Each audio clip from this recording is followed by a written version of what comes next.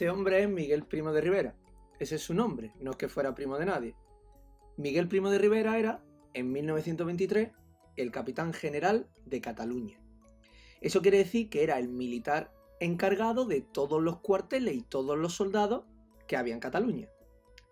Bueno, pues Miguel Primo de Rivera dio un golpe de estado en 1923 y fue el dictador de España hasta 1929, en lo que se conoce, claro, como la dictadura de Primo de Rivera. Para entender la dictadura de Primo de Rivera, lo primero que tenemos que preguntarnos es ¿por qué dio ese golpe de estado?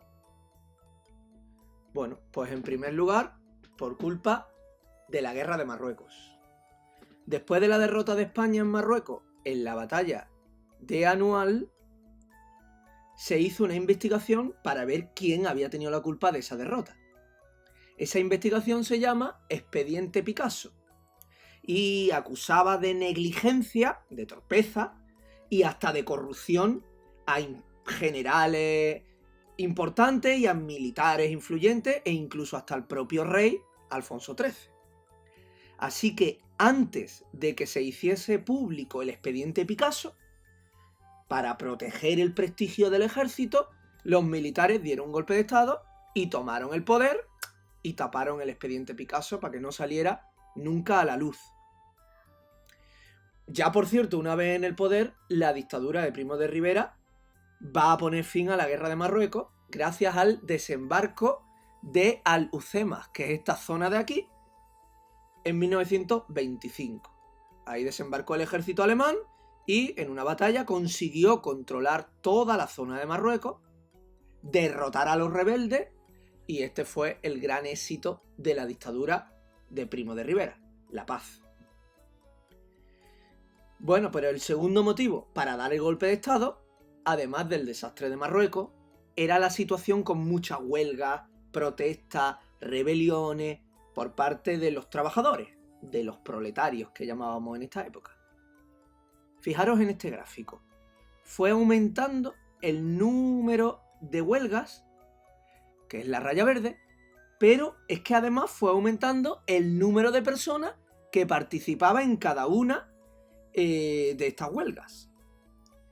En una Europa traumatizada por la Revolución Rusa, una Europa asustada para que no pasase lo mismo en sus países que había pasado en Rusia, pues resulta que en España se vivía una situación prerevolucionaria que se ha llamado como el pistolerismo.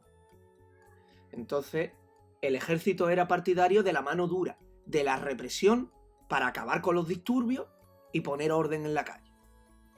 Y de hecho, la dictadura de Primo de Rivera va a prohibir todas las huelgas, todas las manifestaciones y todas las protestas. La libertad de expresión la va a prohibir y va a poner lo que se llama la censura. ¿Qué es la censura? Pues que se revisa, el gobierno revisa todo lo que se puede escribir en un libro, en un periódico, y se encarcela a la gente por expresar sus ideas. Y sobre todo, Primo de Rivera prohíbe todos los partidos políticos y todos los sindicatos. Los únicos a los que no prohibió fueron al PSOE y a la UGT, porque llegó a un acuerdo con ellos de que mejoraba la dictadura un poco la situación de los trabajadores a cambio de que ellos colaborasen. Sí prohibió, por ejemplo, la CNT, que esta pasó a funcionar, pero en la clandestinidad, es decir, escondidos. El tercer motivo, además de la violencia en las calles y de la guerra de Marruecos, es la corrupción política. A estas alturas, los políticos que manipulaban las elecciones ya no engañaban a nadie. Si nos fijamos en el manifiesto de Primo de Rivera que lanzó cuando dio el golpe de estado, fijaos lo que dice, que quiere liberar a España de los profesionales de la política, liberar a España, a los que acusa de inmoralidades, de ser los culpables de las desdichas, de las desgracias de España, que para Primo de Rivera empezaron en el año 1898. Recordad que el año 1898 fue el año del desastre de Cuba. Los acusa de corruptos que se dedican a repartirse los turnos, el poder por turnos, como ya hemos visto que efectivamente hacían, manipulando las elecciones. Y fijaros, como curiosidad, termina el discurso con una frase homófoba. Pues el cuarto problema que preocupaba a Primo de Rivera, además de la corrupción política, era el independentismo vasco y en esta época sobre todo catalán. Lógicamente la función de un ejército es que su país no pierda territorios, lo que se llama la integridad territorial. Así que el ejército opinaba que había que actuar con dureza contra los independentistas. De hecho, la dictadura de Primo de Rivera prohibió hablar en vasco o hablar en catalán y prohibió los símbolos vascos y catalanes. ¿Qué quiero decir con esto de los símbolos? Pues que, por ejemplo, prohibió usar la bandera catalana y cosas así. Reprimió el independentismo.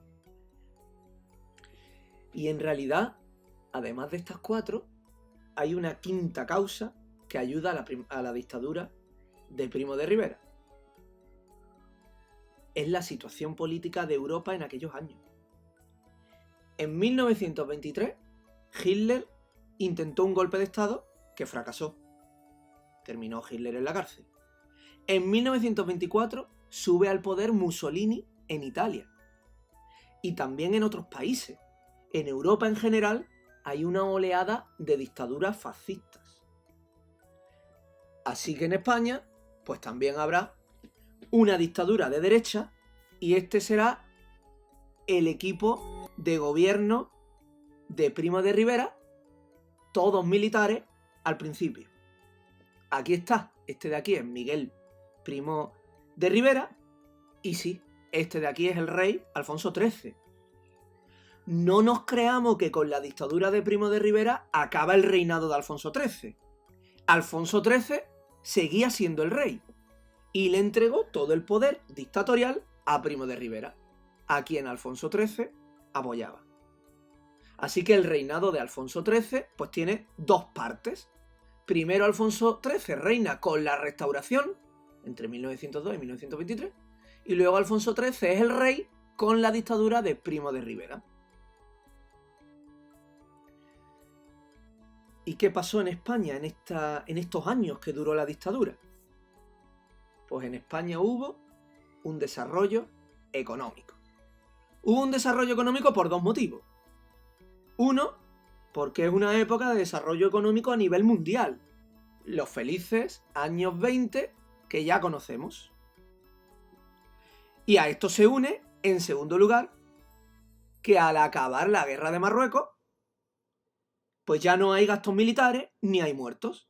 Así que la dictadura de Primo de Rivera, como hacían todas las dictaduras fascistas de la época, pues dedica ese dinero, que ya no se gasta en la guerra, a construir carreteras, puentes, monumentos, obras de construcción pública que, primero, hagan propaganda de la dictadura y del dictador. Segundo, creen trabajo, le den trabajo a la gente. Y tercero, deje al país más desarrollado porque mejora sus infraestructuras. El país va a tener pues, mejores carreteras, etc. Mirad, por ejemplo, el pantano del Chorro en Málaga, que fue construido en época de Primo de Rivera. Y aquí está Alfonso XIII en la inauguración. Y por esto al pasillo que se hizo en el pantano del Chorro se le llamó Caminito del Rey, por el rey Alfonso XIII. Pero bueno, además de las obras públicas, como el Estado, el gobierno tenía dinero y en España apenas había empresarios, pues el propio gobierno se va a dedicar a crear empresas que van a ser empresas públicas, empresas del gobierno, aunque actualmente en estos tiempos ya se han privatizado. Por ejemplo, Telefónica, o por ejemplo, CAMSA, que significaba Compañía Española Arrendataria del Monopolio del Petróleo, Sociedad Anónima, que con los años CAMSA se va a convertir en Repsol, o Iberia. Pues todas estas empresas fueron creadas como monopolios del gobierno, del Estado, en estos años. Sin embargo, a los pocos años la dictadura empezó a fracasar, porque la paz y la prosperidad económica era su único triunfo. Y la economía, como ya sabéis, entró en crisis con el crack de 1929 y la Gran Depresión. Y además, el dictador estaba enfermo de diabetes, así que al final dimitió por propia voluntad, se marchó a Francia en 1929 y murió unos años después.